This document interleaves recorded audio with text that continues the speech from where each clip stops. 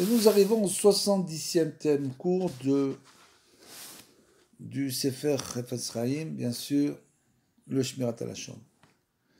Une autre situation pouvant autoriser à rapporter une information péjorative sur une autre personne lorsqu'on est injustement accusé d'une faute, naturellement. Si c'est celui qui doit être accusé, c'est lui le fautif, et si c'est lui qui vous accuse, alors bien sûr il faut se défendre. On est bien obligé de dire qu'on est innocent et que c'est l'autre qui est coupable. La permission et l'interdiction de révéler l'identité du vrai coupable pour se disculper dépend de la nature du crime qu'on nous reproche. Si c'est une petite chose, on va le voir bien sûr.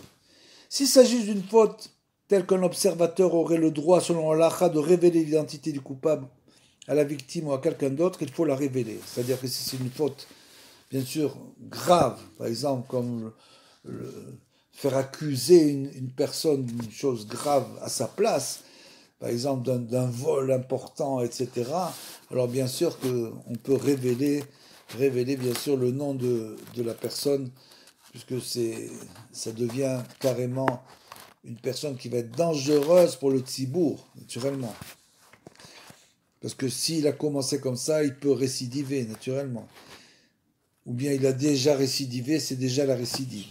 Si tout ce qu'on gagne à révéler l'identité par contre du coupable est de se disculper soi-même, c'est-à-dire non, c'était juste pour dire que c'était pas, je suis innocent, mais en fait il n'y a rien entre nous, il s'est rien passé, il n'y a pas eu une affaire grave qui a été ouverte à cause de ça, il est défendu de le faire bien sûr.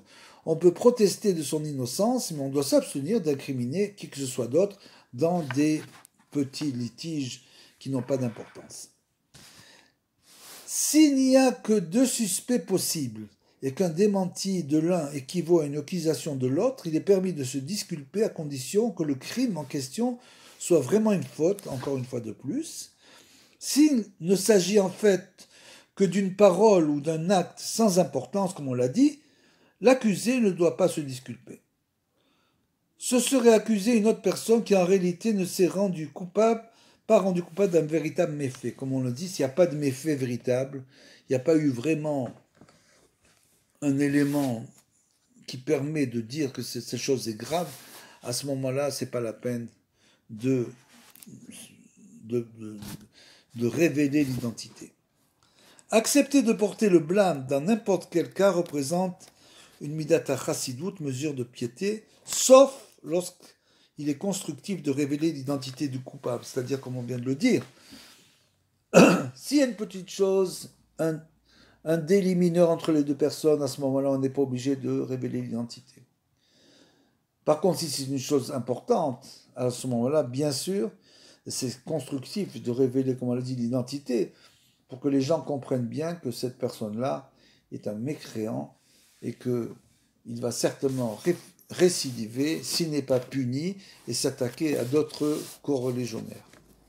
Par ailleurs, on ne doit pas accepter de porter le blâme pour un acte qui discréditerait toute la communauté ou le judaïsme orthodoxe. Ce serait un chilul Hashem, une profanation du nom de Dieu. La conduite de ceux qui alimentent les querelles est réellement étonnante. Si quelqu'un blessait un de leurs enfants, il châtierait le coupable même s'il ne s'agissait que d'une blessure légère et inintentionnelle. Si ces blessures obligeraient l'enfant à garder le lit, le père en colère parlerait de lui comme d'un dangereux criminel, même après la guérison de l'enfant. Le père n'aurait de cesse qu'il n'ait rendu au coupable ce qu'il mérite et lui vouerait éternellement rancune, bien sûr. Comme nous l'avons vu plus haut, les enfants subissent parfois le châtiment des parents qui se laissent entraîner dans les querelles. Mais celui qui se querelle ne songe généralement pas au malheur, voire à la destruction Khalila, qu'il appelle sur lui-même et sur sa propre descendance. Malheureusement, les querelleurs ont l'habitude d'associer leurs femmes, leurs enfants, et toute leur famille à leurs disputes. Il y a quelqu'un qui est vraiment en colère, il voit plus clair. Donc il associe tout le monde, il ne se rend pas compte de ce qu'il va faire. Ce fut le cas pour Dathan et Aviran, bien sûr. Comme, vous voyez donc que, comme on vient de le dire précédemment, on est en train de parler de querelleurs c'est-à-dire professionnel, de choses graves. On est en train de parler de quand il y a une querelle pour une chose grave comme Datan et Aviram, qui voulaient entraîner toute la communauté contre Moshe Rabbeinu. Il n'y a pas de chose plus grave que ça. Et ce fut donc le cas de Datan et Aviram.